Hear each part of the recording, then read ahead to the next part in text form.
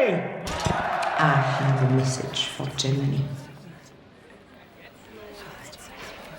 That you are all going to die.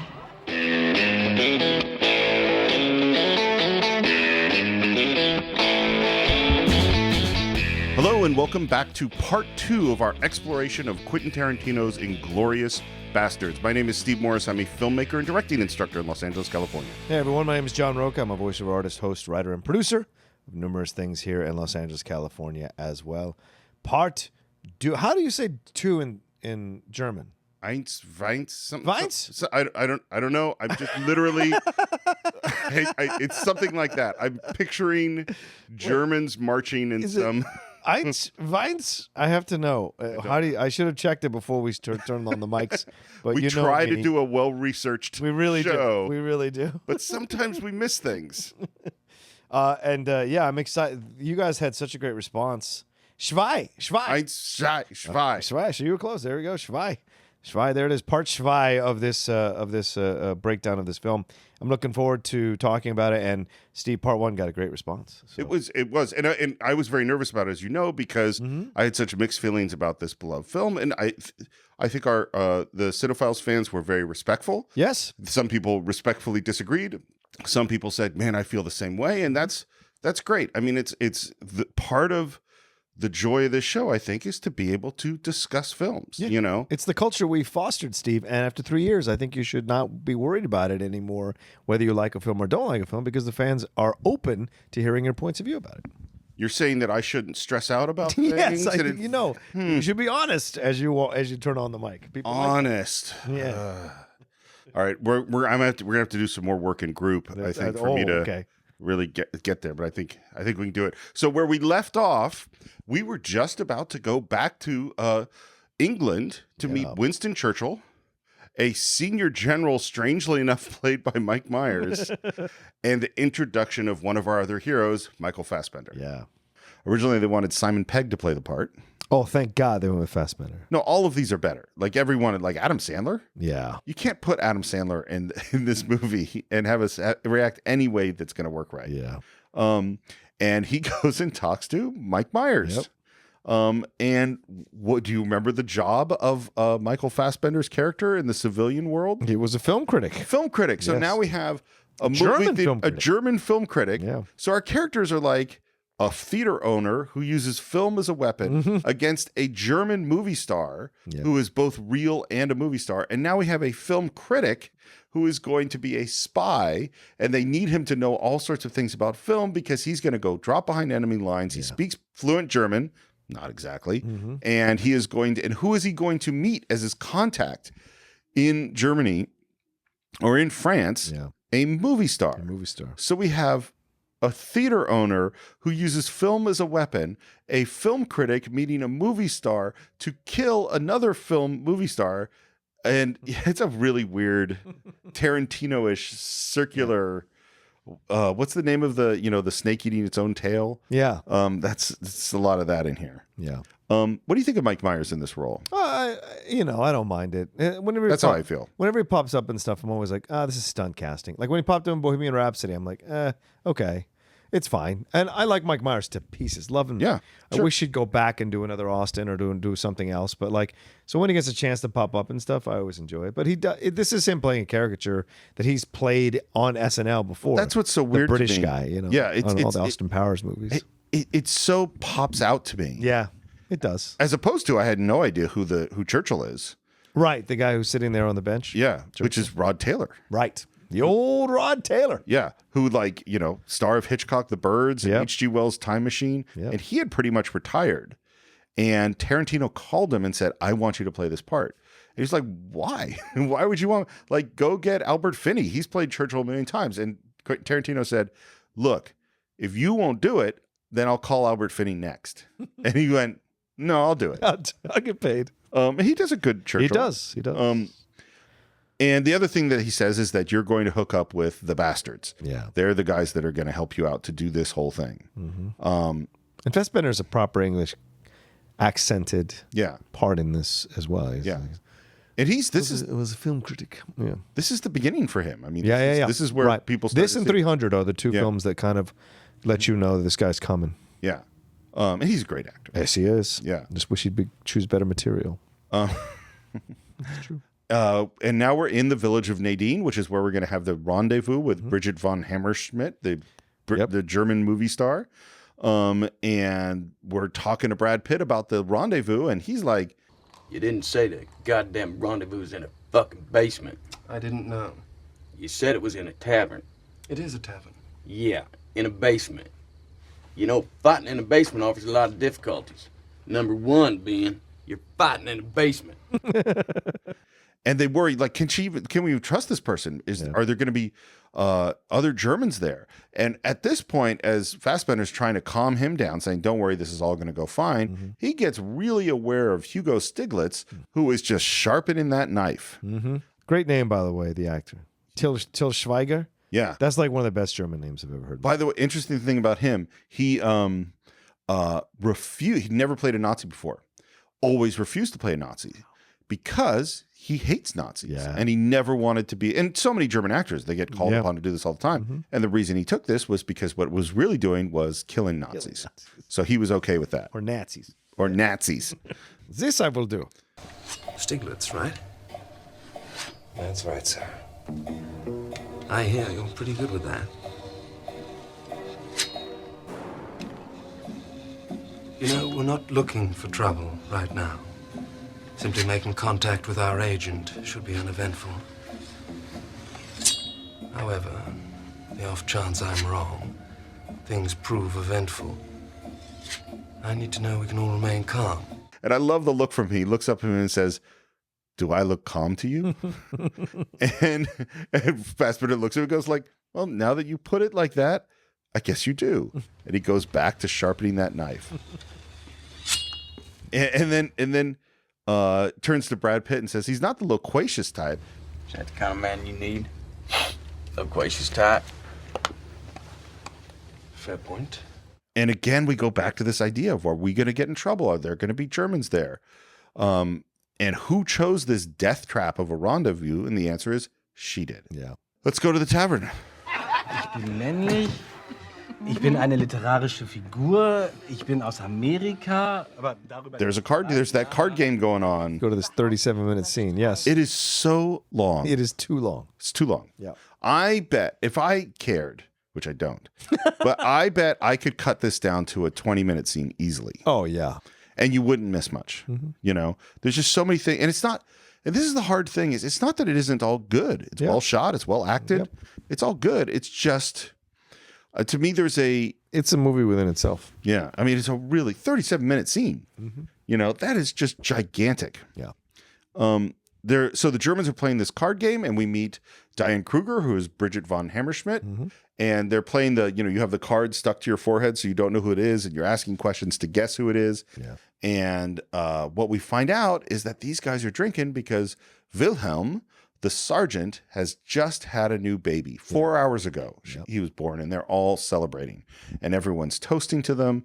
And Diane Kruger is so charming in this scene. Yeah, here's the deal with Diane Kruger. For me, I think she's never better than when she's doing stuff in her natural German. I think in other things you can see, like with Penelope Cruz, same thing. Like I think Penelope is best when she's acting in Spanish. It's just their natural approach to things. You know what I'm saying? And she's incredible in this movie. Kruger is in all the scenes. Yeah, and it's fun to watch her in this movie. And so in the middle of this game, there's some footsteps that come down the spiral staircase, and we see three officers come in. And of course, this is Fassbender and Stiglitz, and I forget who the third guy is. Yeah. And they jump up because these are officers, and everyone salutes. Von Hammerschmidt says to the bartender, "Oh, these are the three guys I've been waiting for," and we order some whiskeys. And she very kindly thanks the guys for the fun game. And then Fassbender's first thing is, I thought this place was more French than German. And then she explains, about the baby and all that stuff. And his first reaction is, let's leave. And she goes, no, it would look strange. So they decide to stay. And then we have this whole, and this is where I go, you could cut this down. Yeah. There's a whole thing about trying to get the bartender to get the waitress to come join the game. And she's going to join the game, and who's going to translate and all this stuff. It's like, I don't care. It's a 37-minute scene. Like, let's move this along. And so then the game starts over there, and now we hear whispering between our people that there are two new developments. This is what the actress is saying. The first new development is one that we already knew, which is that they're changing the venue and it's going to be in this little theater. Right. And the second new development is that Hitler's going to be there. And that is obviously a big, big deal. And just as they're about to talk about that, who walks over but drunk Wilhelm to talk to them about his kid named Maximilian. And he asks for an autograph, and she kisses a handkerchief and signs it and hands it off to him. And he is so grateful. And, you know, they talk about her movies. And this is so, again, the tension is raising because it's so stressful. And this is like, make this drunk guy go away. Yeah. And then they get rid of him, and then he comes back. And this is when Fassbender just kind of rips into him. It's like, what? This is boorish behavior. We are officers. You're enlisted men. What are you doing? And tries to get him away. And the guy says, oh, I'm sorry. Gee, your accent is unusual. Yeah. Where are you from? And then they just lay into him and they call it, you know, like, what are you doing? You questioning an officer? Yeah. You're being insulting. And they call over his friends, like, take care of your drunk friend. And the friends get up to kind of take care of the guy. And we've all had to take care of our drunk friend at one point or another. And then just when we get rid of him, we see there's a German Gestapo officer reading in the corner with a big beer stein. And he says, might I inquire? Dürfte ich mich vielleicht erkundigen? And he closes his book and gets up and comes out from behind the wall, and he stops a record which has been spinning for this whole time. And he says, like our young, newly christened father, I have an ear for an accent, and he finds yours odd. Where are you from? And this is the guy who had gotten what's-her-face at the theater, and the guy who had been sitting at the table. Same guy. Oh, I didn't know that. Yeah. What's he doing here? How'd he just a coincidence? Just having a beer or reading. In this small village outside In of Nadine? Paris? Yeah. Just, wow, it's very unlucky. Yes. It's going to get more unlucky. And now he has to give a whole story. And the story he gives is that he lives in this mountain town and everyone there talks that way. And he's actually, and kind of asks, well, how did you know this actress? And he goes, oh, well, I'm in the movie industry because I was in the skiing film. And I don't know if you know about this. Have you seen there's like a documentary about Leni Riefenstahl? No. It's like The Strange and Horrible Life of Leni. It's a good documentary. Okay. And that she was a famous actress and she did the skiing movie. And so what he's talking about here of being one of the rock climbers in the skiing movie, that's really a real movie that they're talking about. Interesting. Because Leni Riefenstahl was a big movie star. And he says, oh, and they make jokes and they actually play it off very well. Yeah, they do. They play it off really, really well. They convince him. Well, do they To a convince degree. him? To a degree. Yeah. And they laugh. And then he asks if he can join them, and they say yes. And I love when he gets down, he slaps Stiglitz in the chest. Yeah. Or on the shoulder, and he takes a seat. And there is a great, great look from Stiglitz. Just like very, very scary look. And then the next thing he asks is, what are you doing here? And he goes, oh, well, we're here to see our friend. It's like, no, what are you doing here in France? Yeah. And like, well, do you know every German soldier in France? He goes, I know all the important ones. And then another joke about, oh, well, I guess I'm not important. Right. And finally, they just say that we're here to go to escort her to the premiere.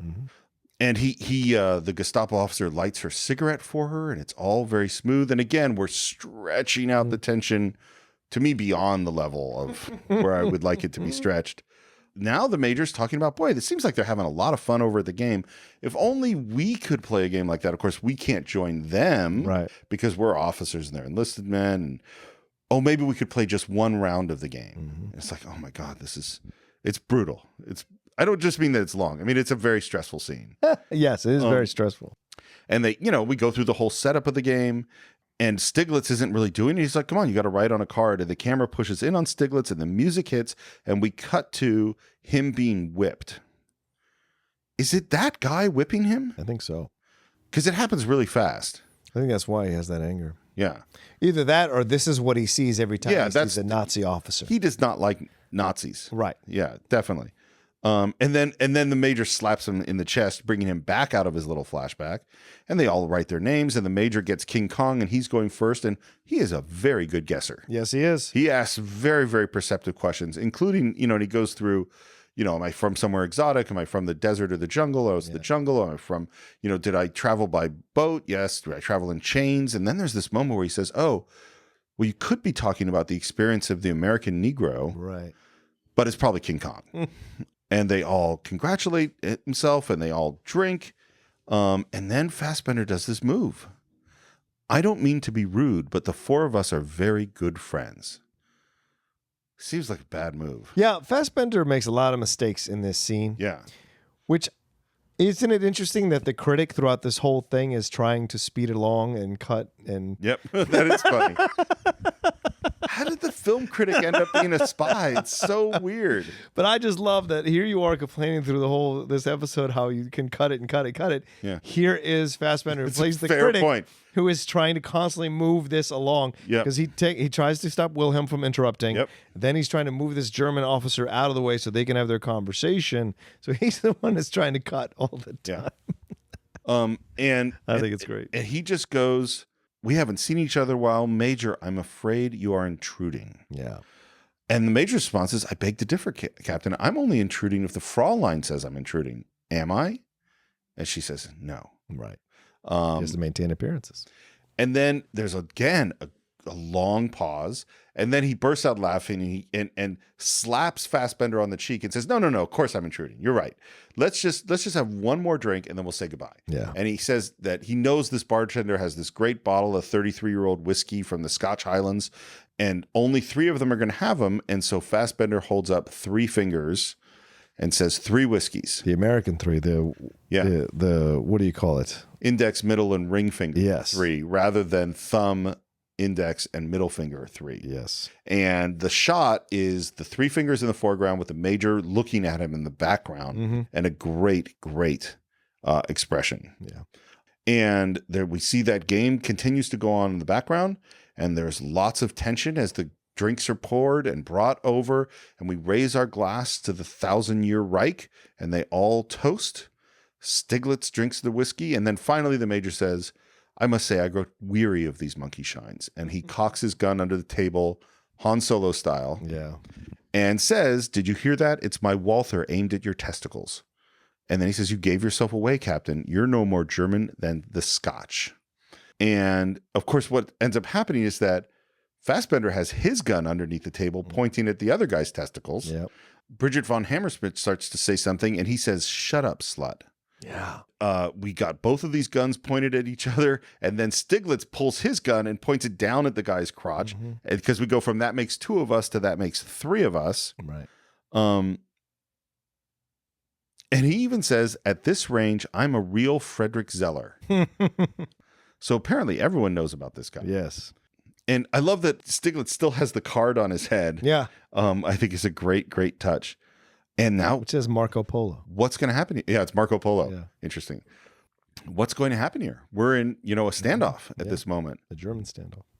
And they basically go, "Look, whatever's going to happen, I think, Sergeant Wilhelm and all of his friends, this is not going to be a good night for them," essentially. And finally, we might make that kid fatherless. Yeah. And Fassbender nods, and then he switches to English. Well, if this is it, old boy, I hope you don't mind if I go out speaking to kings. By all means, Captain. There's a special rung in hell reserved for people who waste good scotch. Seeing as I may be rapping on the door momentarily. He drinks his down. He says, "I must say, good stuff." Now, about this pickle we find ourselves in. It would appear there's only one thing left for you to do. And what would that be? Stiglitz. Say auf Wiedersehen to your Nazi boss. And they all open fire. Yep.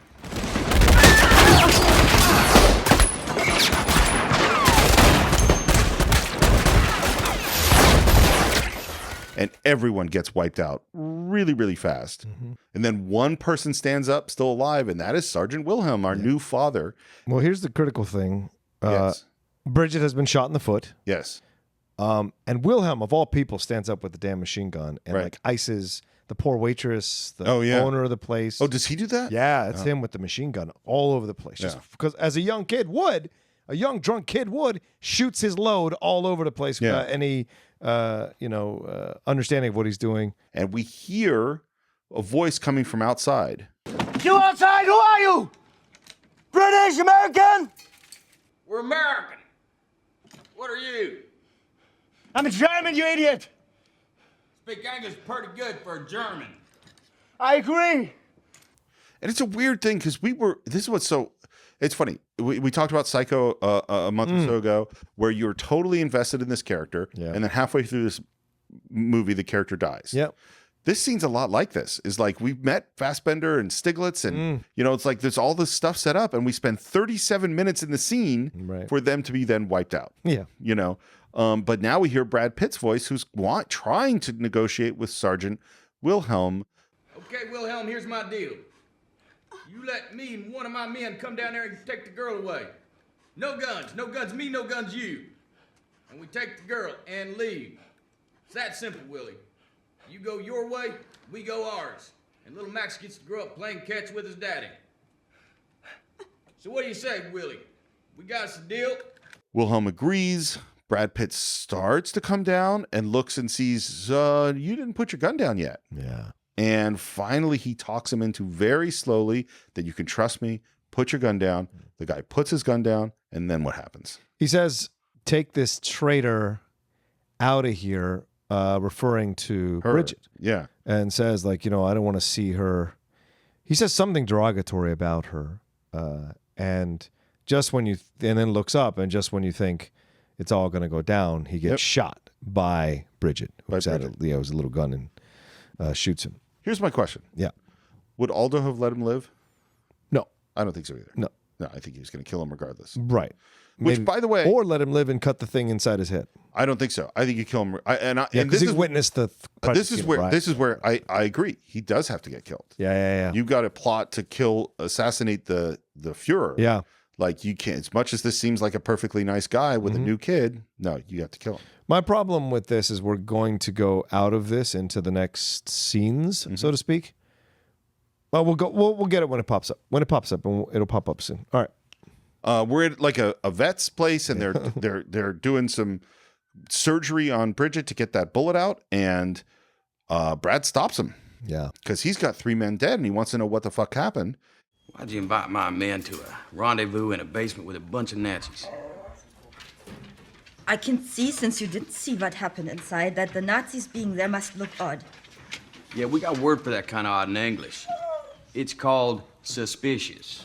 And so what does he do? He takes his finger and he sticks it in the bullet wound. Great job by Kruger here too, acting it. Yeah. It's so believable. Really, really good. That literally my next note is good pain acting. Yeah.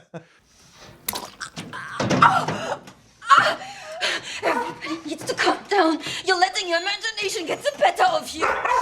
And this is the thing: is did she set up this trap? How did this happen? Yeah. How did this start? And she goes through everything about what happened, and then we go to what the plan was, which is that she, as a member of the German film industry, was going to bring them in as her people. Yeah. And she tells them as well about the venue change and that Hitler is going to be there. And as soon as this comes out, it's like, well, we're going to have to figure out how to do it. Yeah. She has the invites. There's, by the way, a totally useless cut, I think, to Hitler saying, hey, I'm thinking about going to this premiere. I think it's totally unnecessary. We know that he's going to the premiere. It's not important. But the reaction to Hitler's going to be there is like, this is worth risking everything to go do. Absolutely. Yeah. And we come up with this idea of maybe we can pose as Italians. Yeah. That sounds good. Sounds like shit. What else we gonna do? Go home? No, that sounds good. If you don't blow it with that, I can get you in the building. Who does what? Well, I speak the most Italian, so I'll be your escort. Donovan speaks second most, so he'll be your Italian cameraman. Omar third most, so he'll be Donnie's assistant. I don't speak Italian. Like I said, third best. Just keep your fucking mouth shut. In fact, why don't you start practicing right now? And the other thing is they figure out, like, we're going to just put a big cast on your leg and pump you up with morphine, and that's how you're going to get into this premiere. And you're going to say that you heard it mountain climbing. Heard it mountain climbing, right. Because apparently Germans like mountain climbing. Which is a stereotype and a half. And now we're back to Londa, and he is in the basement where the whole gunfight happened, and he's walking around, and what does he find there? This is my problem. Okay. This is where Tarantino, I think, cheats a little bit. There is no way people in charge of a situation like this would not take all the clues out of there. Her shoe, the handkerchief, anything that would be involved in this operation would be wiped clean of that place. There's no way to just leave that shit lying around. Oh, you mean Brad Pitt? Yeah, Brad Pitt, his crew, they would have wiped it clean, not cleaned everything up. Well, they don't have very much time. No clues, though. And her shoe. And the handkerchief. Handkerchief. That's all, to me, that's what bothered me about it. I was like, okay, he's cheating a little bit here by allowing this so that it leads to what happens with Londa and her, but he didn't have to do that. So anyway, all right. Yeah, like the fact that movies are filled with coincidence anyway. Yeah. But the fact that it does seem a little bit easy. He's so anal. Yeah. Aldo is, or Ray is. He's so, it would be surprised that he wouldn't look through everything to make sure there's no clues left behind. Chapter 5, Revenge of the Giant Face. Mm-hmm. A great shot of Shoshana at this circular window. It's the night of the premiere. Beautiful red dress. Beautiful red dress. Wonderful music song playing, which I don't actually have what it is. And then we do these dissolves where you dissolve in closer and closer and closer. We see that Nazi flag in the foreground. And then an extreme close-ups of her eyes. And then we see her painting her eyebrows, paints the lines on her face, the eyelashes, the lipstick. And it's just really spending a lot of time for her, basically preparing to die. Yeah. That's what it really is. Possibly, yeah. Yeah, we cut back to before and we see Marcel is shooting her. And we talk about that we have to give this message in English, and there's a question of how are we going to get it developed, and it ends up we're going to have to force someone to develop it, which they do. And then we cut to them cutting together the film, which of course is something that I did. Which actually cutting old film with a razor blade, and then they're doing the gluing each new cut together. Yeah. And we go back to her in the red dress, and she puts a black hat on. I really do think she knows she's going to die. Okay. Yeah, that's how I feel about how this is all being set up. There's a beautiful kind of spinning top-down shot as she walks out. It follows her over the wall, down through the stairs, onto the balcony, looking at the crowded premiere in her movie theater. And more Germans are coming in. And we see Hermann Goering walk in, and there's sort of a handwritten chyron that says what's going on. And we see Frederick, and we see Goebbels. And they're talking about, film stuff. And then Emmanuel comes downstairs, sees Frederick, and there's some, this is the greatest actor in the world, and hand kissing and all the things that you would see at a movie premiere. Yeah. And then who comes in? And then we see the back of someone in a white tuxedo. Yeah. And we see Londa. Yep. And who does he walk up to but Fräulein von Hammerstock? He is very excited to see her. And the camera is down on that cast on her leg, which I love that she has a high heel cast. Yeah. It's kind of a good choice. And he asks her about the leg. And she says, I broke it mountain climbing. Oh, really? And then the most insane laugh.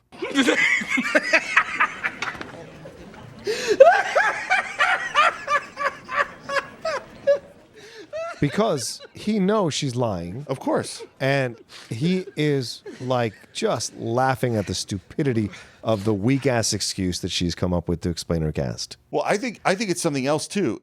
I think he is laughing in the same way that he is laying out the paper and the fountain pen. Oh, yeah. Because he wants her to know. Yeah. He's extending time. He's playing with his. She knows that he knows that she's lying, or she can suspect that. She suspects it because they're all just staring at her. Yeah. And because of course it's like, well, that cast is fresh. Yeah. What mountain in Paris were you climbing? And then we get to introducing Brad Pitt. Yeah. And his Italian. Buongiorno.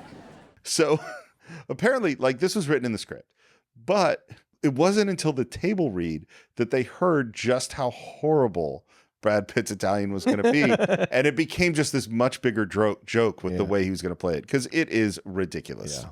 And of course, Londa speaks fluent Italian. Signori, è un piacere. Gli amici della vedetta ammirata da tutti noi, questa gemma propria della nostra cultura, saranno naturalmente accolti sotto la mia protezione per la durata del loro soggiorno. And I love that while Brad Pitt is just sort of staring at him going, grazie, or whatever one word he can say. And Londa is saying, is my pronunciation correct? Si, correcto. Correcto. It's such a funny scene. And he has them repeat their names. Yeah. That's, once again, dragging this thing out. Just knows he's in charge of the situation. Well, again, ridicules them. This is my thing. When did Londa decide to double cross the German high command? Maybe when he finally saw Pitt, because maybe he knew that was Alderete. And so maybe in that moment he starts to think about what he's going to do. I think he's figured out he was going to do it at some point. Well, because what I wonder is, if you see the moment you see them come in, you should have them arrested. I mean, there's all these people here. I mean, like, there's no, the fact that he lets this drag out. Yeah. Like, I kind of go, and this is 1944.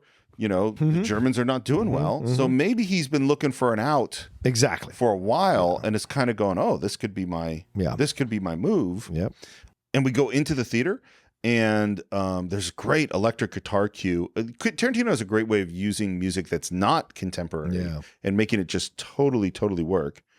And we go up to the projection room, and Marcel's got some film reels, and she sees him. She kind of poses with her beautiful dress and her purse, and she spins for him, and then they look through the projection room at all the people in the cinema, basically all the people they're going to kill. Yeah. And they go over it one more time. This is reel 1, reel 2, reel 3, and then we get to there's this big battle scene, and then we're going to cut in that reel. Yeah. We don't exactly know what that means yet, but we know it's after the sniper battle on the third reel. We go inside the theater, and we have the Basterds who have been seated in the theater, further rows with their tickets, which Londa looked at their seat numbers and knew where they are, and the camera's on them, and then the camera goes down, and then we have this weird X-ray vision moment where we see the dynamite strapped to their legs. Yeah.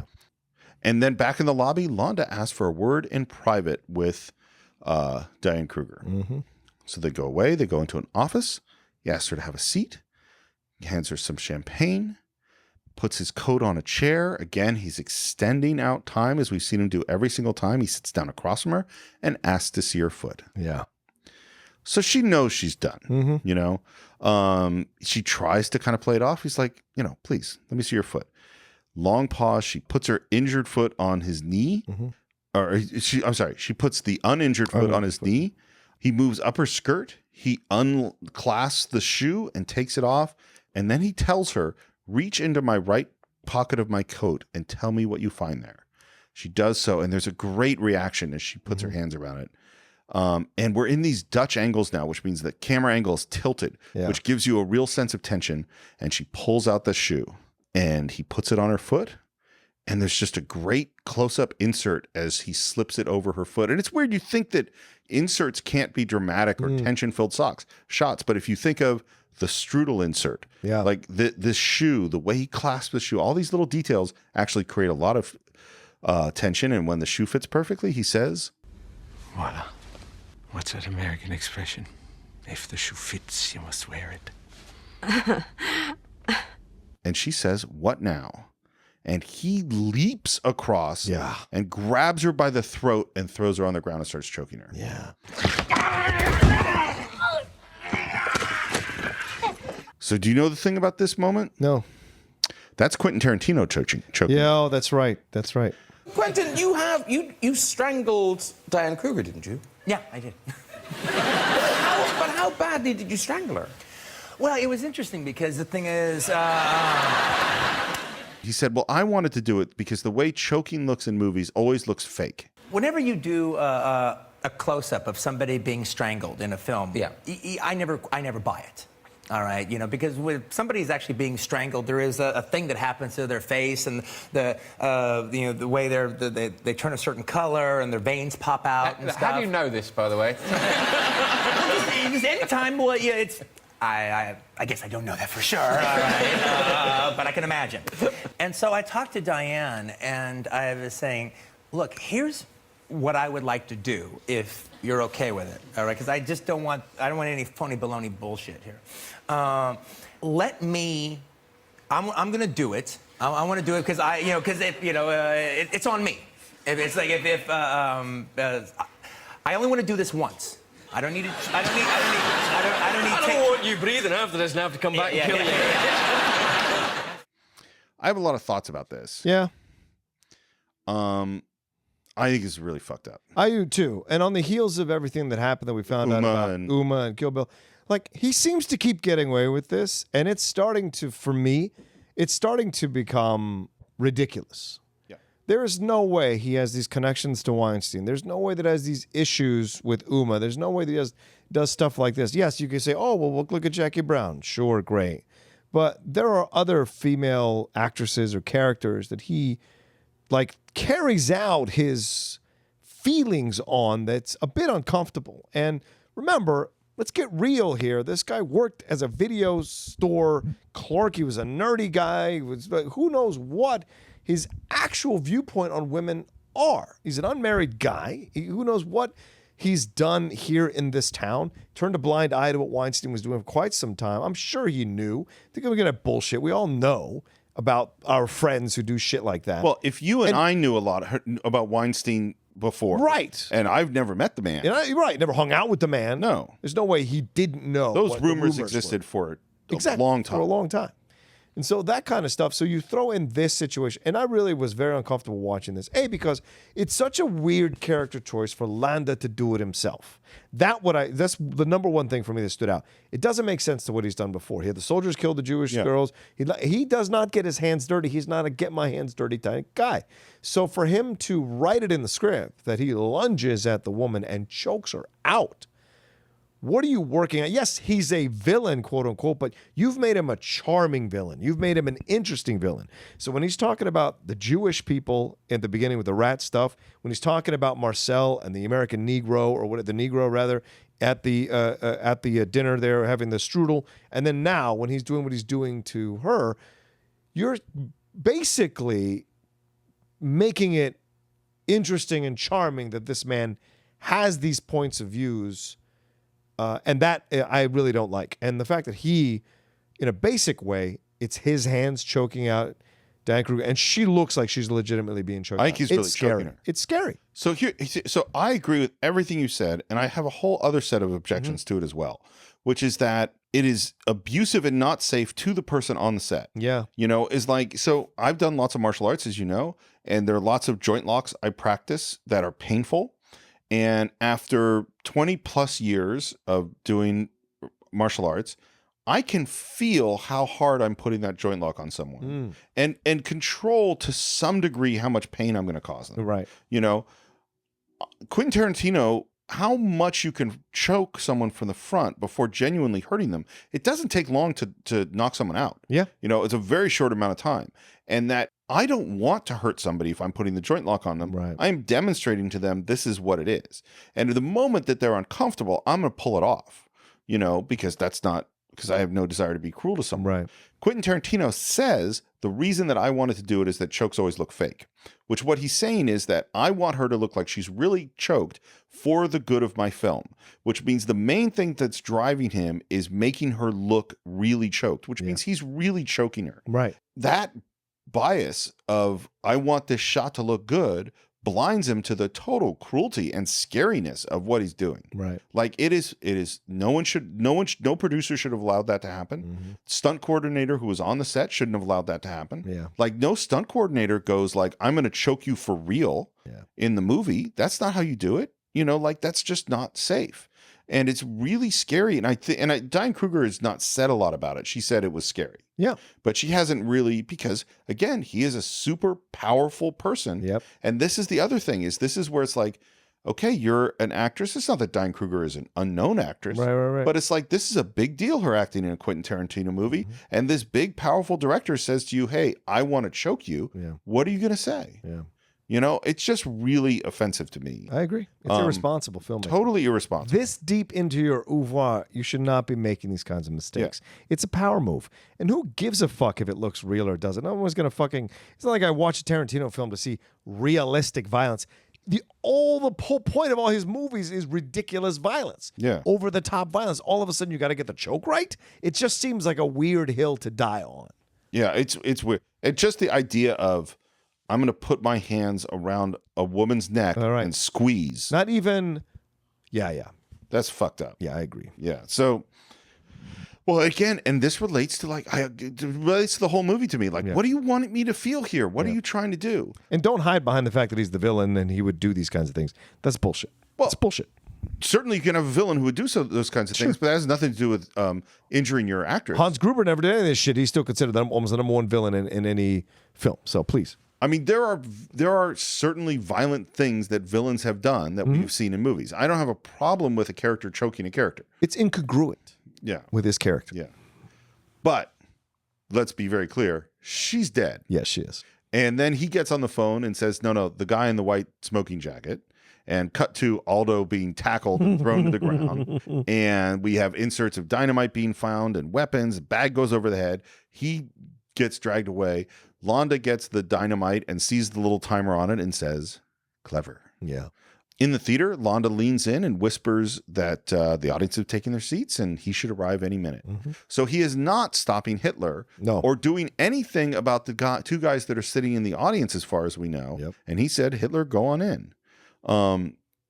We're outside and Londa walks up to Aldo, who's got the hood on, and he says, Stanley said to Livingston, Lieutenant Aldo Rain, I presume? Hans Landa. And I love there's this moment where he kind of reaches to touch him and it sort of goes, made you flinch. And what does Aldo Rain do? Hits him in the head with his head. Headbutt, big headbutt. Yeah. And they throw him in the back of the truck, and we kind of have the POV from the truck as it drives away. And the other guy in there, who I think is Udovich, is wondering what happened to Donnie and Omar. Yeah, it's BJ Novak is in there. BJ Novak, who, by the way, my wife wouldn't let me do this episode without saying that one of our favorite children's book that we read to Jax is written by BJ Novak. Oh, wow. It's called The Book with No Pictures. Huh. And it is a very, very funny kids book. Cool. No money going to the Cine-Files for any purchases you make. Maybe I'll put one on the website. Anyway, there you go. And now we're kind of in an interrogation room, and we bring in Aldo and Udovich, take their hoods off. Tell me, Aldo, if I were sitting where you're sitting, would you show me mercy? Nope. What is that English expression about shoes and feet? Looks like the shoe's on the other foot. Yeah, just thinking of it. And Londa sends the guards away, and his behavior already is very strange. Yeah. So you're Aldo the Apache. So you're the Jew hunter. I'm a detective. A damn good detective. Finding people is my specialty, so naturally I worked for the Nazis finding people. And yes, some of them were Jews, but Jew hunter? Just a name that stuck. And then we find out that Udovich's name is the Little Man, which he didn't really know, and he's not very pleased with that name. And, of course, he wants to know where his men are and where Bridget is. And, well, Bridget got what she deserved, but your men are still sitting there in the theater. And I love this moment, too. He knows their names. He says Donovitz and Omar. And he goes, how do you know our names? He says, if you don't think I wouldn't interrogate every single one of you swastika-marked survivors, we simply aren't operating on the level of mutual respect, I assume. No, I guess not. He's a little hurt. Yep. But Omar and Donnie are still sitting in the theater. They still got the explosive around the ankle, still ready to explode. Some would call it a terrorist plot, but the mission is still a go. However, all I have to do is pick up this phone right here, inform the cinema, and your plan's kaput. And Aldo's like, look, if they're there and they're still alive, you're never going to get them out without them blowing up that dynamite. Yeah. But if I don't pick up this phone right here, you may very well get all four. And if you get all four, you end the war. And at this moment, Aldo's kind of going, wait, what's happening here exactly? I think this is a great twist in the movie. I think this is a great moment. I agree. So Londa opens up a bottle of wine, starts pouring some glasses, and says, so, gentlemen, let's discuss the prospect of ending the war tonight. So the way I see it, since Hitler's death or possible rescue rests solely on my reaction, if I do nothing, it's as if I'm causing his death even more than yourselves. Wouldn't you agree? I guess so. How about you, Udovich? I guess so, too. And then he serves them the glasses, even though their hands are tied behind the back. Yeah. Gentlemen, I have no intention of killing Hitler and killing Goebbels and killing Goering and killing Bormann, not to mention winning the war single-handedly for the Allies, only later to find myself standing before a Jewish tribunal. If you want to win the war tonight, we have to make a deal.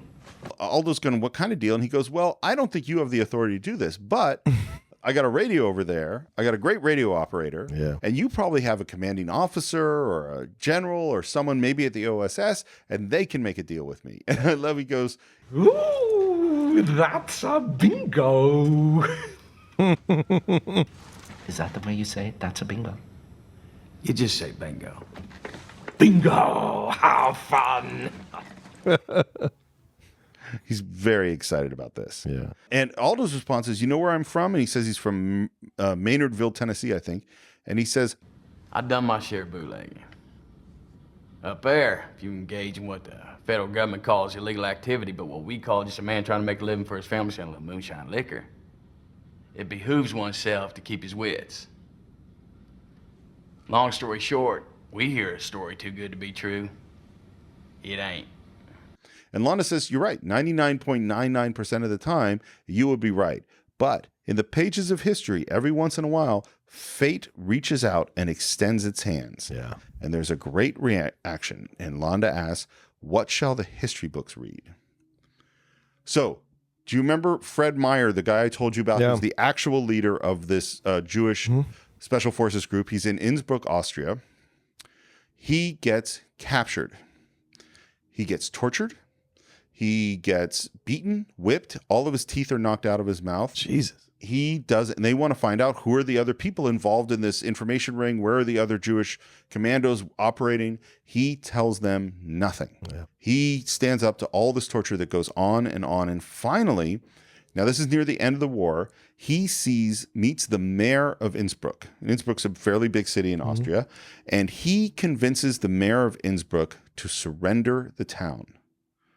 The whole city is going to surrender to the Allies, and that he makes a deal which he is totally unauthorized to do. He has no power to make this deal at all. This is a guy who's tortured. He's got no teeth in his mouth. He's in jail, and he makes a deal with this guy and says, listen, if you get the whole town to surrender, you get each of the German officer installations shut down, you get everything turned over in this way to the Allies at this time, I will guarantee your safety.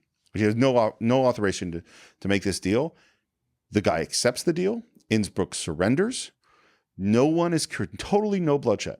It's a totally bloodless surrender of this town in Austria near the end of the war. Yeah. Isn't that amazing? That's incredible. Yeah. Just from being able to convince the guy. Just to convince the guy. I mean, if the Germans hadn't really been losing the war at this point, right, of course you wouldn't be able to do it. But yeah, pretty amazing.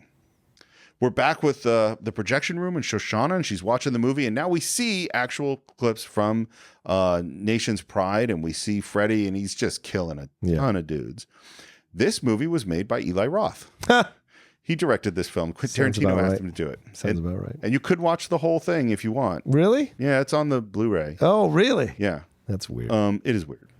We watch Frederick in the movie theater watching it, and he's having a reaction to it. Yeah. He's uncomfortable with it. Yep. Donnie gets up, walks down the row, up the aisle, out of the theater, upstairs to the box, and sees the guards sitting around Hitler's box. He goes back down, goes psst to Omar to get him to come out, and he falls down as he's trying to come out. And they go out of the theater, head upstairs. Up in the projection room, Marcel says that it's time, and she goes, okay, you go down, you're going to lock the auditorium. And then there's a long look at each other. She's crying. They embrace, and he's gone. And we see Marcel go downstairs. He has crowbars in his hands. He opens up a door to the theater as Frederick is carving a swastika into the ground, which is a real parallel to carving a swastika in people's heads. Marcel locks the door. Shoshana puts on the final reel, the crowbar through the handle of the door, right with the music stinging. It's really big, powerful music at this moment. Yeah. And Marcel goes up into the theater. He goes behind the screen, and right there behind the screen is a huge pile of that nitrate film. And again, the music is just killing it. Back to Londa. Aldo is taking off his tie. He's been untied, and Londa is on the radio negotiating a hell of a deal. Sweetheart deal. Yeah. I want to receive the Congressional Medal of Honor for my invaluable assistance in the toppling of the Third Reich. Full citizenship for myself. Well, that goes without saying. And I would like the United States of America to purchase property for me on Nantucket Island as a reward for all the countless lives I've saved by bringing the tyranny of the National Socialist Party to a swifter than imagined end. Do you have all that, sir? And he wants it to say that he'd been spying for the OSS for a long time, and that the only reason he committed some of the crimes that he's committed lately was just to keep up his cover. Right. And they ask him to hand the radio over to Lieutenant Rain. Yes, sir. Colonel Landa will put you and Private Yudovich in a truck as prisoners. Upon crossing our lines, Colonel Landa and his man will surrender to you. You will then take over driving of the truck. Is that clear, Lieutenant? Yes, sir. Did you know who the voice was? I didn't know who the Harvey voice was. Keitel, It's Harvey yeah, Keitel. Yeah, I didn't recognize it. I think it's interesting that he said over and out. Why? Because it's not what you say. Oh. You either say over or you say out. You never say over and out. That's not the military. It's the first thing they teach us at basic training. I know you've seen these in the movies, Private. You've seen people say over and out because I was in communications. Right. I was communications MOS, and they were like, never ever say over and out. You either say over or you say out. So question. Out is the end of the conversation completely. Over is you'll get back later. So I didn't know that. I didn't know that. Two possibilities here. One possibility is that Tarantino knew that and did it specifically for Brad Pitt, something about his character. Yeah. Second possibility is Tarantino only knows what he knows about the military from watching movies, and he doesn't know that. Maybe he doesn't. Which do you think it is? Of those two possibilities, I think probably the second one. I think so too. Yeah. I don't think he knows. I mean, well, and this is what he said. Tarantino only watches movies. Yeah. You know, back at our movie theater, there's more snipers, and we see Frederick watching and Hitler laughing, and Goebbels loves this thing, and Frederick asks to go away. Yeah. And so he does. He heads outside. He goes up to the production room. It's time to now. This is actually, I said final reel before. This is actually the final reel. She changes the final reel. We see Marcel behind the screen lighting his cigarette. This is beautifully constructed. Yeah. Parallel actions happening in different places. Frederick gets up to the production booth. He knocks on the door. She asks who it is. He says Frederick, and she says Merde. Yeah. Which for those non-French speakers means shit.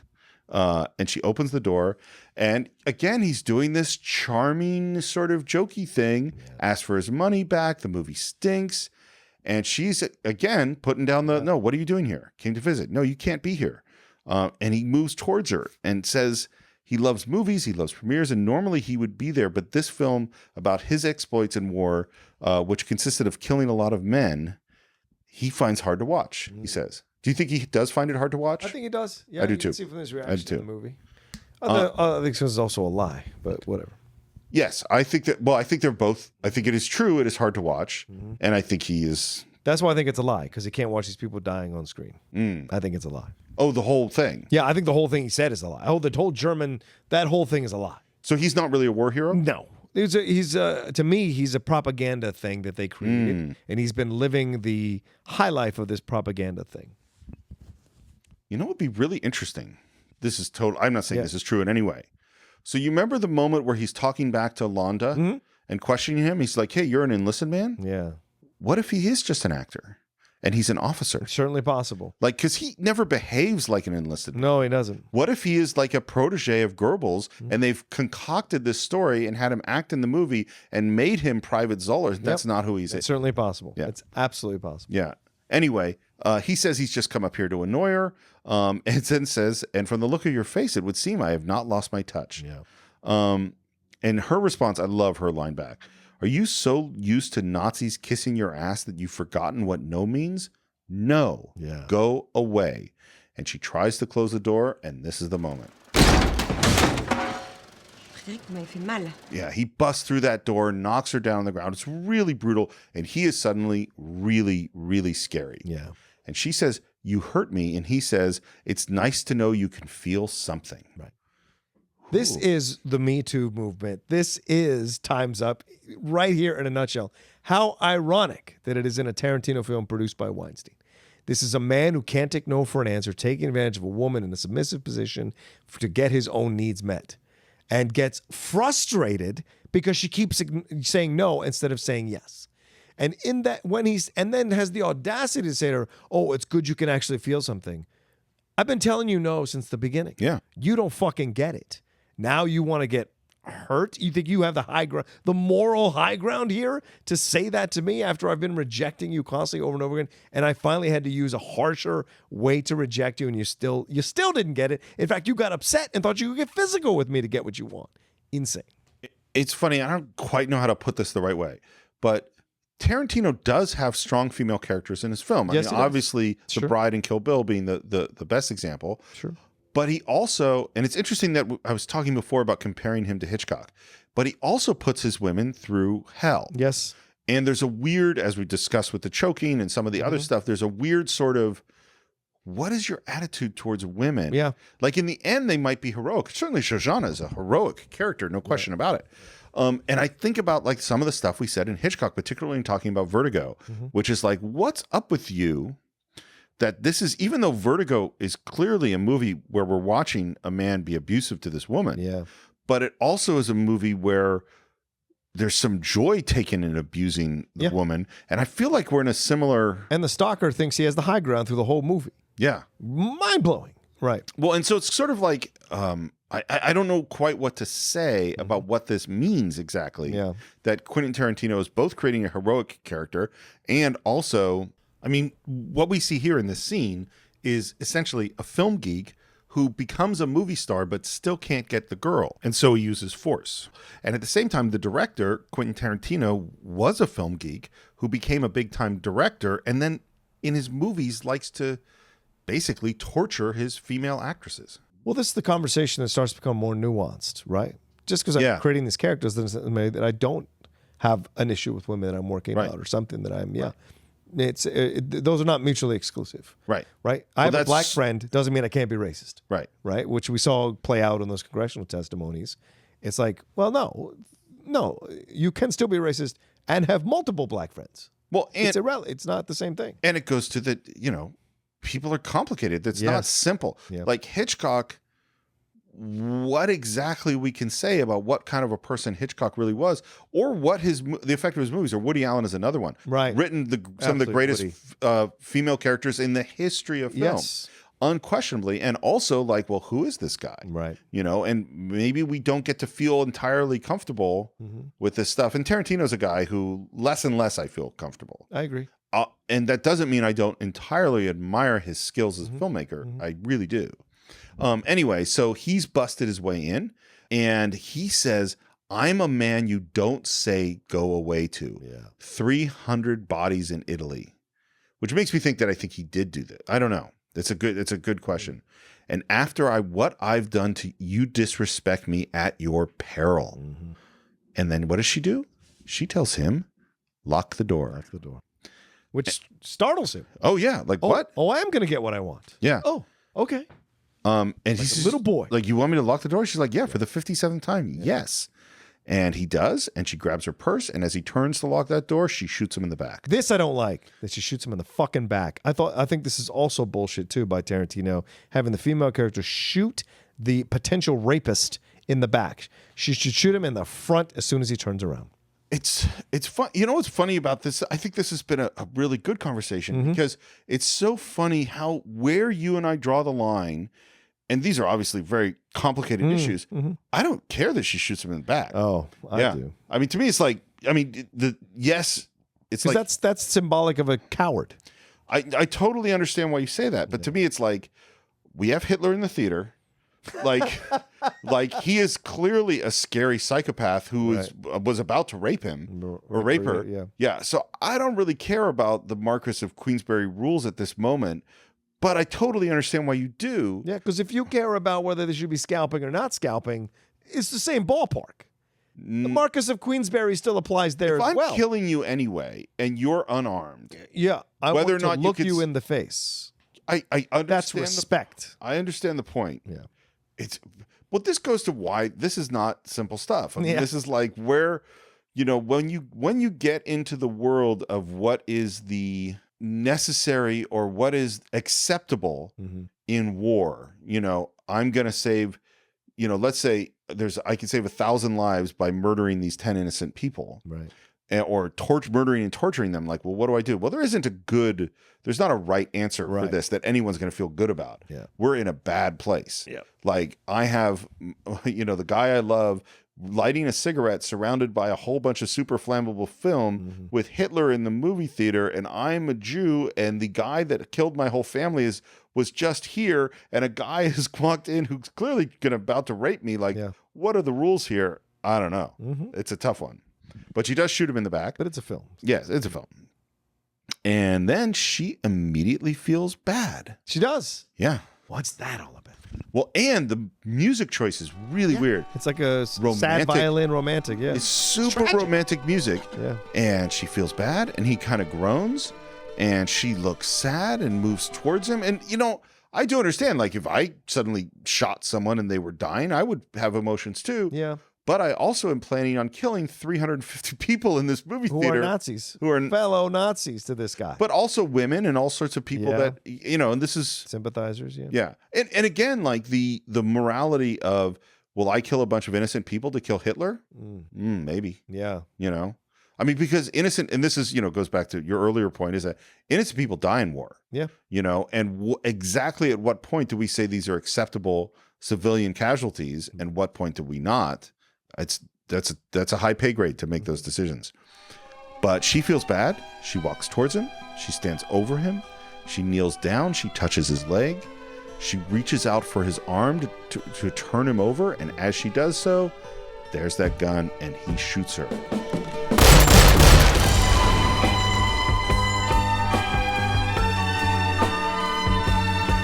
And we have a very long, slow motion fall from her. This was my girlfriend's. She hates this part. She says, this is the one thing I hate about this movie. What does she hate about it? She hates that she gets killed. She hates that she gets killed because what she's done is fight off a rapist, and she still gets killed by the rapist. He still violates her in a way. And it's like fucked up, she said, the symbolism of it. And I agree with her. I think it's bullshit that Shoshana dies. She should die in the theater as she wants, burning those. It's what she deserves. Here's what I wanted. Because I feel somewhat the same way. What I wanted was her not to be dead. I'm okay with her getting shot.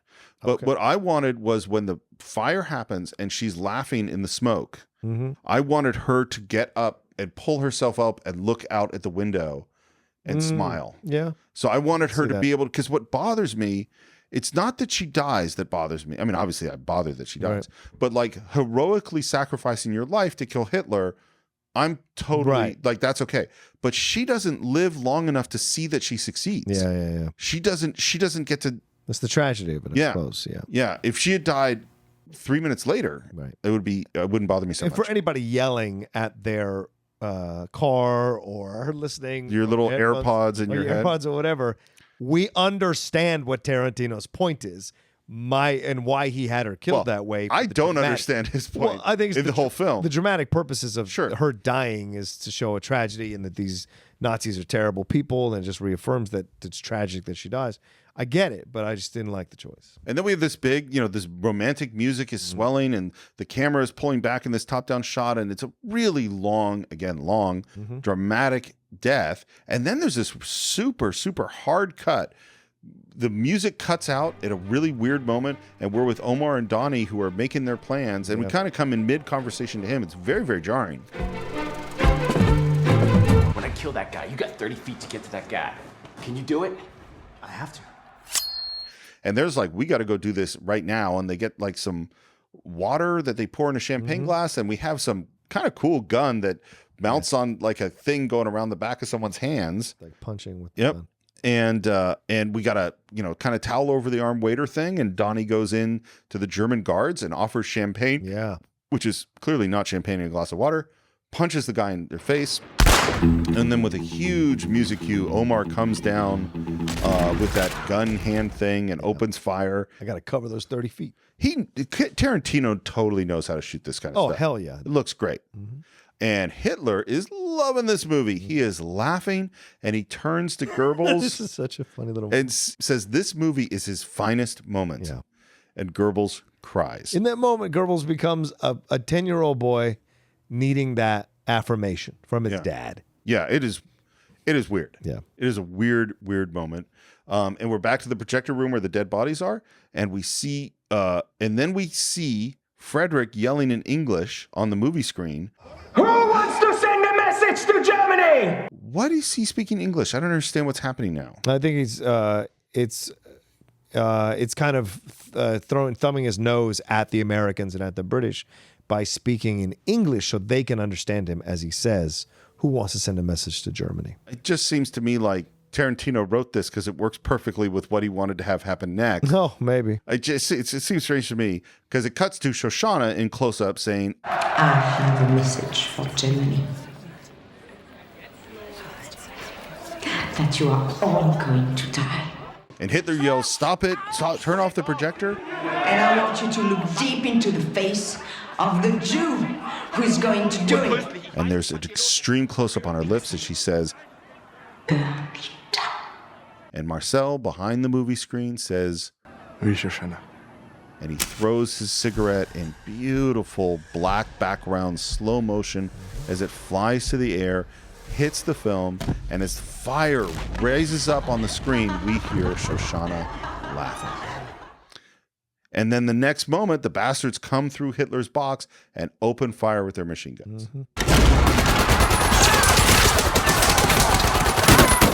And it is weird. It is. We got to get the choke right, but this we can shoot. We can shoot dummies flying wide open from bullet wounds coming into them, but we got to get the choke right. Yeah. But it is really violent, and the expressions on Eli Roth's face there's a lot of madness. And I'm not saying. And they kill the French girl Julie Driver. They kill her. Wiping they're firing just into the crowd. Yep. Yeah. And fires everywhere. By the way, it sounds like, from what I understand. Yeah. Certainly when I watched the scene, I'm like, that fire looks really scary. Yeah. It sounds like it got out of hand. Like it got really scary. Oh, really? Much, much hotter than they had intended it to be. It wasn't really a safe situation. Yeah. Why does he have to shoot? Why does he have to shoot like he's still a first generation or first time filmmaker? It's driving me. Anyway, all right. So anyway, yeah. It's funny. I totally get wanting to do things in a realistic way. Yeah. I definitely think that still to this day, real fire looks better than CG fire. Sure. Lots of times we see CG fire. Sure. There's an unpredictability, and certainly having actors near the heat, it's like you get a lot out of it. But safety first, man. Yeah. Like that's the always. And as the fire is rising, we hear the laughter of Shoshana. Yeah. And then we see in the billowing smoke the projection of her face billowing across the surface of the smoke as she laughs. That's cool. Hence the name of the chapter. Yeah. The giant face. Yeah. Laughing. That is really nice filmmaking. And man, they just continue to fire. And then the clock hits and their dynamite goes off and the whole theater blows up. Yeah. So John, I think this is one of the weirdest things we kill Hitler. Yeah. We have completely left behind any semblance of historical accuracy. And Quentin Tarantino goes, let's have the Allies win by killing Hitler in this movie theater. Yeah, yeah. How do you feel about this? It's a weird twist because the film is so serious. Yes. With Landa all the way up to this point. We don't know that all these people are going to be in a theater and that Goebbels is going to be one of these people that's going to get killed or Hitler's going to get killed. Like Goering is there as well. We don't know that all these people are going to be in the theater when they say until it's presented to us. And then that's the moment where you have to decide how far along in the fantasy you want to go, because everything else could be a story that might have happened, could be based on real life, blah, blah, blah. And we've seen this in numerous World War II movies. It's this moment, this decision where you go, okay, so I'm either in or I'm out in this movie. And me personally, I hated that it kind of went this route because I'm like, you took away what was a really good, serious exploration about this whole, in a new take, a new perspective on this World War II type of film. And then you put it into fantasy land a little bit. And I don't know. It just felt a little ridiculous at that point. It's weird. I mean, there are certain forms of the way things are structured that we're used to. Mm-hmm. And one of them is when you do a historical piece of fiction, that historical piece of fiction is supposed to, for the most part, fit into real history. Right. You know, it's just like, oh, we didn't know that this thing was actually going on behind the scenes. And of course it wasn't. But, you know, when Indiana Jones ends up at the Nuremberg rally, and there's Hitler, and he signs his book. Now, of course, that never happened, but there really was a rally. Right. They really were burning books. You know, like these things are possible. in terms of how historical fiction works. And this is breaking those rules. It's and there's a certain point where you're going, wow, so I guess they're going to escape and they're not going to blow up the thing. And then when they're machine gunning Hitler and Goebbels, you're like, oh, yeah, it's weird. Also, the difference is Indiana Jones getting his book signed does not alter the course of history. Nope. Them deciding to actively alter the course of history by killing Hitler and Goebbels and Goering, to me, that's where the film is just like, it doesn't make it a part of historical fiction that is cute and could have happened. It makes it actively changing. Well, and it becomes, I think this is the word you used a whole bunch, is a fantasy. Yeah. Is that, and it's not a fantasy in the sense that we're going to have magic and dragons and elves and hobbits. No. It's a fantasy in that let's fantasize about killing Hitler. Yeah. And it's a revenge fantasy, which obviously this is Quentin Tarantino's, area for a lot of his movies. And this is where I think this is really where I break off from this film. And I've been thinking about this a lot, which is that, and again, it goes back to this weird way of what does it mean to me to be Jewish? And I know for people who've been listening to the podcast for a long time, that some people are probably going, well, Steve's an atheist. He says he doesn't believe in God. What is the big deal? How is he Jewish? And this is this really interesting thing about Judaism in particular, is that there are all sorts of people who I know who don't actually believe in God, but are still considered themselves Jewish, and that there's cultural reasons and ideas about education and about compassion and about community and about history that makes us Jewish. And one of them for me is a sense of justice. And there's a difference between justice and vengeance. And I was thinking about, you remember when there was the horrible shooting at the synagogue? Yeah, recently. Yeah. And there was the doctor who ended up treating the shooter. Did you see this? No. Oh, maybe I'll post it on the Facebook page. Okay.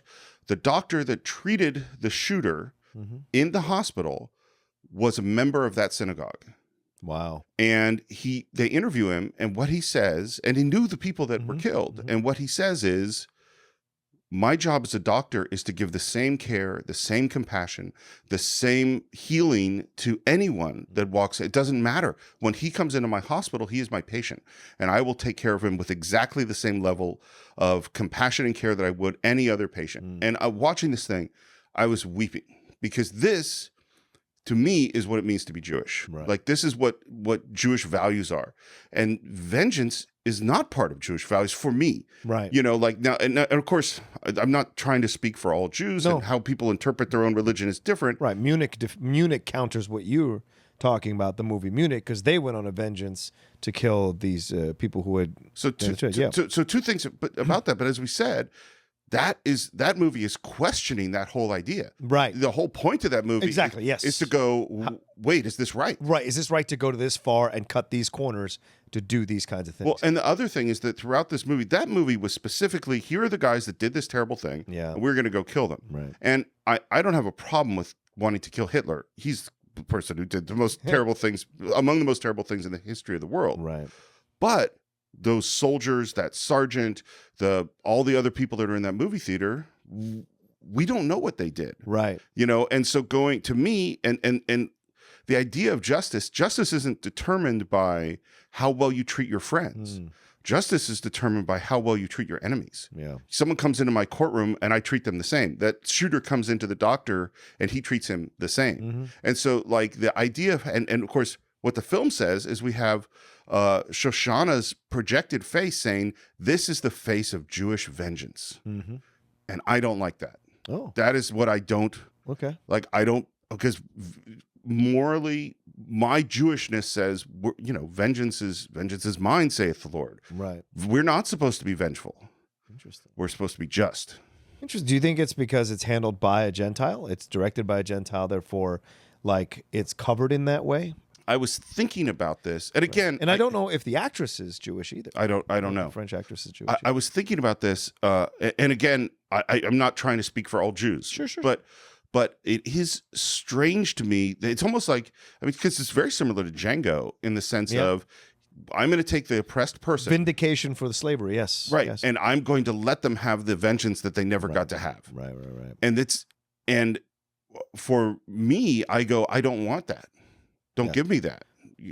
It is weird that it's a Gentile. Yeah, and doing it. Yeah, and that's interesting, Steve, because that's my perspective as a non-Jewish person. Is vengeance, and I get it, and I understand it, and I could understand Jewish people wanting to kill Hitler to save their people from being, part of the Holocaust or being, having those things happen to them. I could see that angle and why, but I absolutely respect and understand your position and your feeling about it, even more so because it is the more humanitarian approach to the world than the vengeance approach to the world, and I guess that's why the film still works as it is a revenge fantasy. It is a revenge fantasy. Right? And I was like historical drama. Like I was discussing this at Collider when I was doing the tweet for part 1, shitting the tweet out for part 1. I was like, is this a historical drama, World War II fantasy? And people pushed back on the idea of fantasy.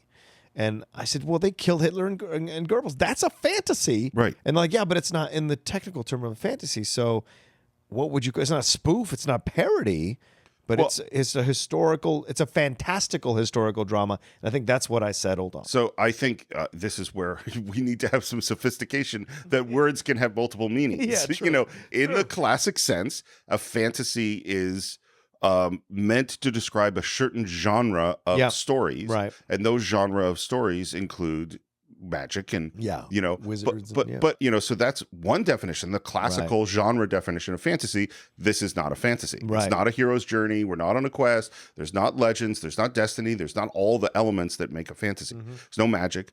But the meaning of the word fantasy is I imagined something that I would like to do that isn't real. Exactly. This is a fantasy. Yeah. And, we go back to the original question that you sparked this whole conversation from. How do you feel about them killing Hitler? And in that moment, it stops being Kelly's Heroes or the Dirty Dozen, and it becomes something else. And it's almost, and this is really odd for me to say this, but I almost feel ugly watching how disgustingly they kill Hitler. I do too. The multiple Eli bullets. Roth's face, right? And the joy that he feels, the maniacal joy. The maniacal joy, yes. Yeah. That to me makes me uncomfortable every time. And seeing that dummy explode with bullets and everything, I'm like, this is overkill. This is no longer vengeance. This is something darker and deeper and uglier than it should be. And it bothers, and especially because they kill Julie Dreyfus so terribly as just a French sympathizer. She's a French sympathizer. Yes, maybe you should kill her, but to absolutely riddle her with bullets, that to me is ugly as well. So, the comparison to me is another movie that you just brought up that we talked about on the Cine-Files over a year ago, which is The Dirty Dozen. Oh yeah. Which is that in the end of The Dirty Dozen, they're pouring gasoline down on these people that are trapped in this, in this cellar, and you feel bad. Yeah. Like you have this weird moment. You've been with these guys. Yeah, we're going to go kill these people. And then you see these women and officers and you go, oh, I don't like this. Yeah. And then our dozen, they get wiped out. Like it's a complicated, like you don't just go, yay, killing Nazis. You go, oh, war sucks, you know? Okay. We're off on a road in the woods. Londa is playing with the big knife, which I think is Aldo's big knife. And we stop, get out of the car, let out Aldo and Udovic and say, I'm officially surrendering myself over to you, Lieutenant Rain. We're your prisoners. And he has a big, I will describe as a shit-eating grin on his face. Thinks he's won. Aldo gets the gun and he asks for his big knife and... Thank you very much, Colonel. Udovic cuffed Colonel's hands behind his back. Oh, is that really necessary? I'm a slave to appearances. I'm a stickler for details, Colonel. Yeah, and then what happens next? Udovic shoots the other German, whose name is Herman, I believe. Scalp Herman. Are you mad? What have you done? I made a deal with you, General, for that man's life! All of a sudden, Landis cares about principles. And Yeah, they made that deal, but they don't give a fuck about him. They need you. Which I don't think they need him. Not anymore. Why would they need Londa? Just killed them all. Hitler got killed. We don't care about Londa. You'll be shot for this? Nah, I don't think so. More like chewed out. I've been chewed out before. Then he starts talking about the deal. I'll make that deal. How about you, Udovich? You make that deal? And then we cut down to Udovich, who's in the process of scalping the guy. I'd make that deal. I don't blame you. Damn good deal. One of the things I miss with this movie, because it's 2/3 subtitles, is just that rhythm of Tarantino language in English. Because when you hear Tarantino language, it's just really, really good. Agreed. Well, if you're willing to barbecue the whole high command, I suppose that's worth certain considerations. But I do have one question. When you get to your little place on Nantucket Island, I imagine you won't take off that handsome-looking SS uniform of yours, ain't you? And the look from Londa is great. Yeah. Because he's interrogated all these guys Exactly. that have survived. He knows the speech that he gives them. Yep, he knows, and there's the look, and he says, That's what I thought. Now that I can't abide. How about you, Udovich? Can you abide it? and Udovich, still working on that scalp, says, not one damn bit, sir. I mean, if I had my way, you'd wear that goddamn uniform for the rest of your pecker sucking life. But I'm aware it ain't practical. I mean, at some point, you gotta have to take it off. So, I'm gonna give you a little something you can't take off. And he pulls out that knife, and he uses it to push up Londa's hat. Mm-hmm. And then we have a nasty close-up of that knife going through that skin. It is really gross. And great squeals by Amanda about what's happening.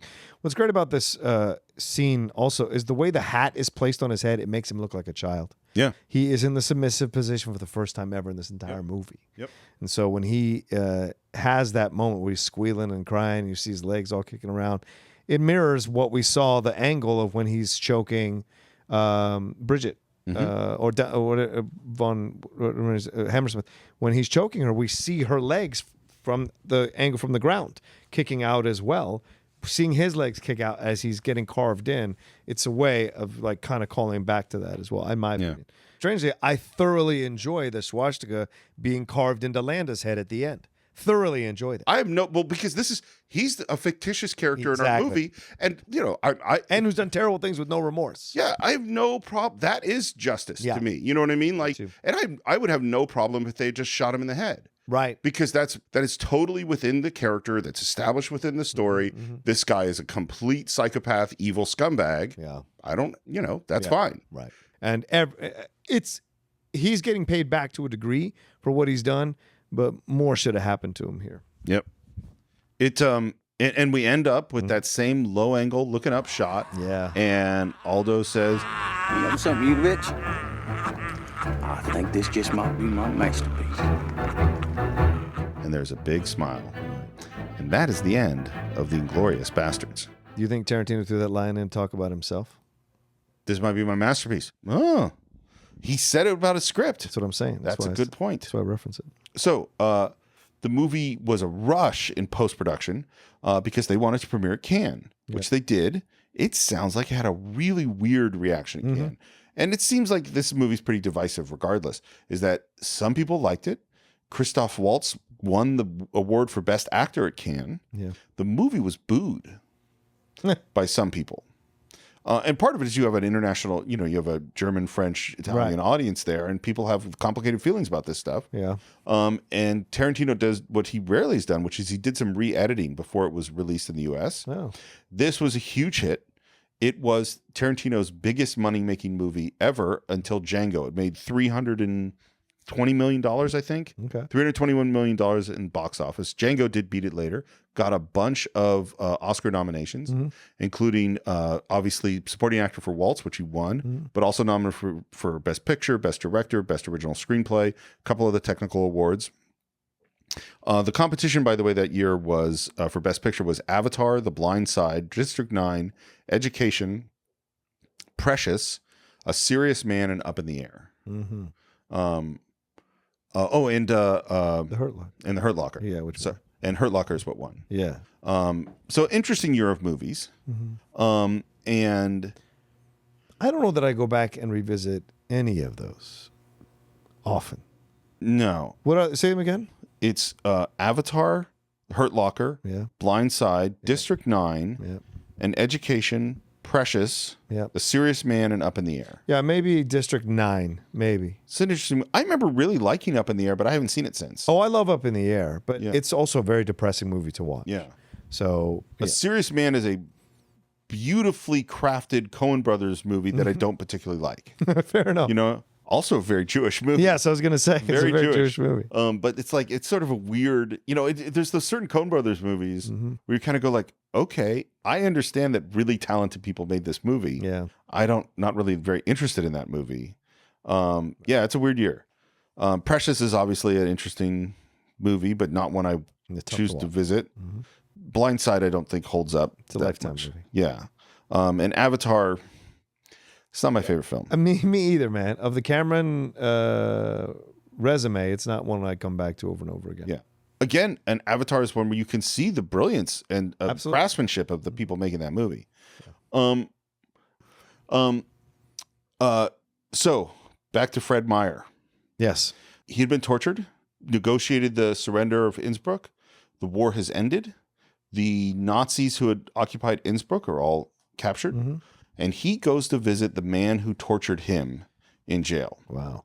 And the man who tortured him gets on his hands and knees and he says, do whatever you want to do to me. I know what I did to you. If you need anything you need to do to me, you do. Please don't hurt my wife and family. Wow. And you know what Fred Meyer said? He says, what do you think we are, Nazis? And he walks out. That's what Jewish justice means to me. Okay. You know, like I guess that's part of why and there are a lot of, there's not just one way to be a Jewish person, you know, and certainly there's a lot of strong militant feelings among Jews in various circumstances. But what do you think we are, Nazis? To me, that's the whole fucking point, you know, is that the whole point is that barbarians try to kill us. I will not act like a barbarian against them. That's my feeling. Okay. I think that's why I struggle with this movie is when I first kind of had struggles with it, I didn't go, oh, it's my Jewishness that is making me have struggles with it. And there are filmic reasons in terms of tone that I go, I don't quite understand it, but maybe in the end it is my Jewishness that makes me have struggles with it. I'm not sure. Okay. It's understandable. And critically, Inglourious Basterds, it's, you know, very much kind of what we talked about. It has a very mixed reaction. I want to read you two quotes that I just thought were, you know, brutal but interesting. One quote, this is Daniel Mendelsohn, and this relates to sort of how I was feeling. In Inglourious Basterds, Tarantino indulges his taste for vengeful violence by, well, turning Jews into Nazis. Interesting. Very much kind of my feeling. Okay. And then the other one quote that was, I feel bad because this is the first time on the Cine-Files where I've been really negative about a film. I hope I haven't been entirely negative about it. Okay. There's lots that I admire about it. This quote's from Christopher Hitchens. The late great Christopher. The late great Christopher. He said he likened the experience of watching the film to sitting in the dark and having a great pot of warm piss emptied very slowly over your head. So it is a controversial film. I don't feel quite like that.